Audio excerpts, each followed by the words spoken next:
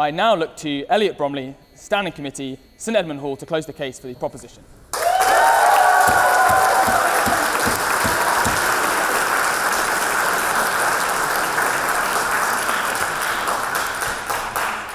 Thank you, Mr. President. Before I begin, I'd like to say what an honour it is to speak in this august chamber alongside such prestigious individuals, and beyond that, to debate a motion that is not about the political party by which you align yourself today, but instead about freedom, choice, and human values. For the purpose of my speech, I will conceive of the working class of the 1980s in a Marxist sense, recognised by one's relationship to the means of production, the proletariat. I've chosen to interpret the working class in this light, given the polarising nature of society at this time, alongside the attachment to the production process.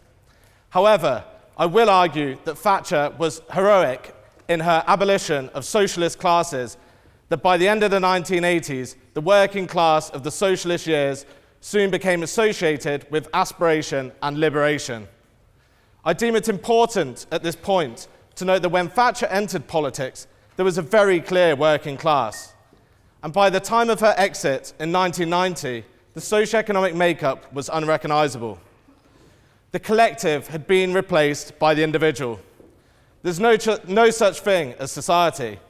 There are individual men and women, and there are families.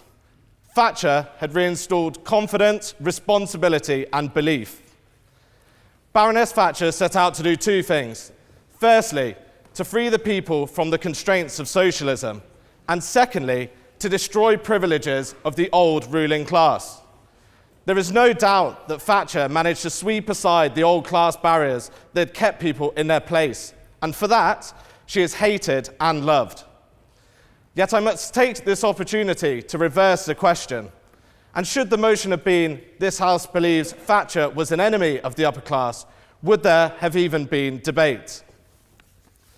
Today I want to make it clear that Thatcher not only fought the socialism of the left, but also of the right, the National Socialism or even fascism. Both sides had mutual and curtailing fear of the market, partnered with a profound love of the state. Thatcher's privatisation spread wealth and ownership, of which the upper-class Tory grandees firmly opposed. When British Steel was privatised, 94% of workers bought shares. When National Power was privatised, 99% of workers bought shares. It wasn't long before share ownership became more common than trade union membership. Privatisation didn't just change ownership, it changed attitudes. Hard work paid, productivity rates rocketed. Some industries struggled to survive, but Britain was back in business. The left was shaken by members of the so-called working class, taking advantage of Thatcherite reforms. It's as if they resented the social mobility. Thatcher had torn down old class barriers. It's not in our interest this evening to say that Thatcher ought to have been considered a hero by the working class, but in fact that she was. I will argue that Thatcher was indeed a hero for the working class in three ways. Firstly, I will argue exactly why Thatcher was a hero for the working class, opposed to other like-minded visionaries of the time. Secondly, I will argue that Thatcher proved a hero for the working class in abolishing the restricting class boundary that had been defined through socialist thought. And finally, I will briefly argue that Thatcher was heroic for the working class for a lasting legacy of confirmation. Whilst the DT defined a hero through comparison to the likes of Rosa Parks, and incredibly ironically, our president, I see it beneficial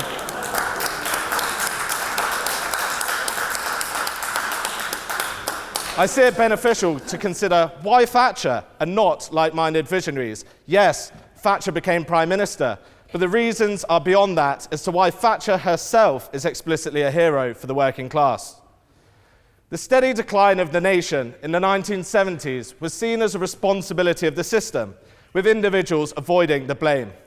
During this period, there were several like-minded visionaries, be it Enoch Powell as the apostle of the free market or von Hayek. However, Thatcher was the hero, given her tenacity and execution. Thatcher had the honesty and the courage to say what wasn't a proper industry and what was make-believe. Nationalisation was said to bring prosperity, but instead brought decline. Whilst it would be incorrect to suggest that Thatcher provided a silver bullet for the nation, she never shied away from the fact of the matter. Initial devastation of communities that lost jobs overnight, from mining to steel, with no immediate alternative. However, Thatcher stated that this would benefit the nation in the long term. Britain was the sick man of Europe. Someone had to take the medicine. In the 1960s, people had no other template for government improvement. Thatcher came with ideas and put them into practice. Thatcher was exceptional. Not only did Thatcher carry values which were shared and appreciated by the working class of the time, but she also took on the upper class Tories, the Wets, the sort of people who didn't have to buy their own furniture, and the very notion of consensus politics following post-war Britain. Thatcher's shared working class values are broadly detailed as individual self-enrichment and enterprise, and instinctive hostility to collective action.